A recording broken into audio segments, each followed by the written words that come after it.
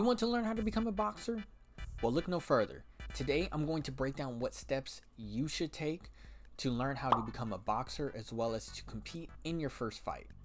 This information I will be providing is extremely valuable, and I think you all can learn a lot from this.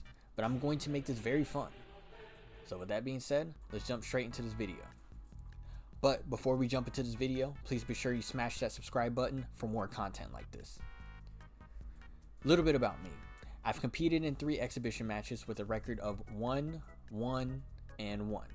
Yes, 1 win, 1 draw, 1 loss.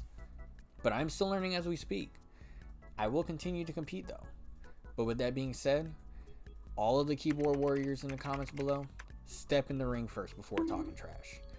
Just like 90% of all boxing fans, they think they know how to fight and they think they know what it takes to fight. But in reality, they've never stepped foot inside of a ring. But since I have stepped in 3 times, I have a little bit of knowledge to share to all the people who want to start competing in boxing or just want to learn how to throw punches for self-defense. Now with that being said, let's get into it. Firstly, you got to learn how to throw a punch. You got to learn the basic jab, cross, left and right hooks, as well as left and right uppercuts. It may take some time to develop control over your hands, but once you start to develop more control, you will start to throw punches better. Here are some ways you can practice the basic punches. You can shadow box in front of a mirror. Shadow boxing is a wonderful tool that boxers use to look at their form, as well as to sync their hands and feet together when throwing a punch. Another way is attending a boxing class for beginners, so a coach can break down the form to correctly show you how to throw a punch. And if you have neither of those, you can always YouTube it. YouTube will give you the information you need necessary to teach you how to throw a punch. Here's a couple of channels that I deem worthy for you to watch to help you learn how to box. You can also practice on a heavy bag to learn how to hit a solid target, as well as building shoulder endurance and forearm strength. But the last thing you need to do is injure yourself. So be sure to wear protective gloves when hitting the heavy bag at all times, and be sure to learn how to wrap your hands properly.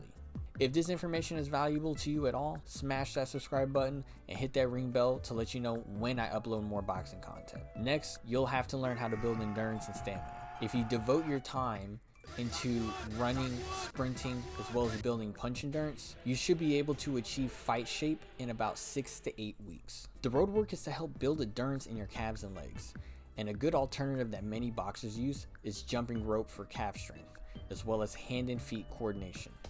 Sprinting on a road is generally ideal, but if you're like me who trains at a gym, sprinting on a treadmill can be quite inconvenient. A good alternative is to do row sprints or assault bike sprints if you are not able to sprint on the road. And like I said earlier, the heavy bag is a great way to build punch endurance. But other alternatives such as weighted shadow boxing and high rep calisthenics can build endurance in the shoulders, biceps, triceps, and back that will translate to punching. Lastly, you got to get comfortable with being punched. Now with that being said, it is at first going to be intimidating for you to hop into a ring with another opponent. In order for you to break that fear and to become more confident, you should be sparring with your team. Sparring is a very useful tool to allow you to work combinations on a moving target, as well as to practice things you have learned from your coach on a moving target. Mind you, that moving target is going to hit you back, so you have to learn a lot of defensive maneuvers in order to make your opponents miss and to make your opponents pay. Sparring can be very useful, but it can also be extremely damaging. Please make sure you limit hard sparring as much as possible if you are not training for a fight.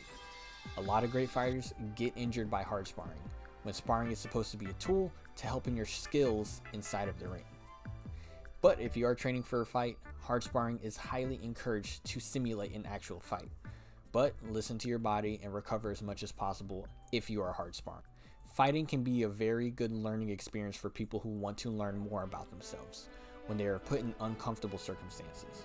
I hope that there are more people who take on combat related sports and to step in either the ring or octagon and fight for a win.